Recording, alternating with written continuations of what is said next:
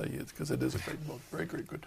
Lane from Virginia writes, a number of people in my neighborhood attend a Bible-only church where they say that the Bible is their only authority and guide.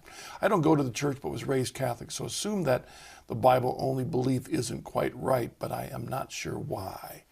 Can Steve shed some light on this Bible-alone belief and what the Catholic response is? Let's look at it historically first. The Bible alone idea has only been recent in the last couple hundred years. When I stand on the top of the Mount of Olives with my groups, I always say, see the clouds up there. Imagine Jesus always on the ground. He's now going up, and you see the bottom of his sandals, and he did not yell back, don't forget to read the book. There was no idea there was going to be a new book, the New Testament. Jesus didn't say anything about a book. The apostles didn't even say anything about a book. What did Jesus leave when he went up? He didn't leave a library. He left 12 men.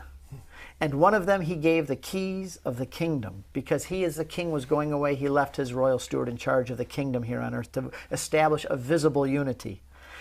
He didn't leave a book. He didn't leave a tradition. He left the first magisterium of the church, the first apostles and bishops headed by Peter. And then they taught. And from what they taught came the apostolic tradition. When you read the very first writings of Christianity, there's nothing about there being a Bible, but there is something about the apostolic tradition and the teachings of the apostles preserved in the church by the bishops, who are like the caretakers. They're like the one in charge of the bank. The apostles took this rich deposit Jesus gave them, put it in the bank, and the bishops are standing there with the keys protecting it.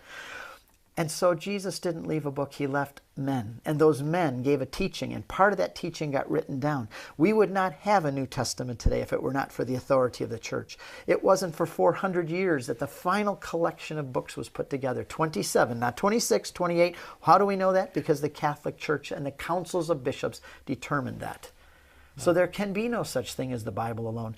And when someone asks a Catholic, I'll just stop with this, where do you find the Pope in the Bible? Where do you find purgatory in the Bible? And they always say, where do you find it in the Bible? I like to ask them a very simple question. Where do you find in the Bible that you have to find everything in the Bible? Right. The Bible never teaches this. The Bible says, listen to the man with the keys. Paul says, hold fast to the traditions I left you. There's not just a book. There's the man with the keys, there's the tradition, and there's the book. To a certain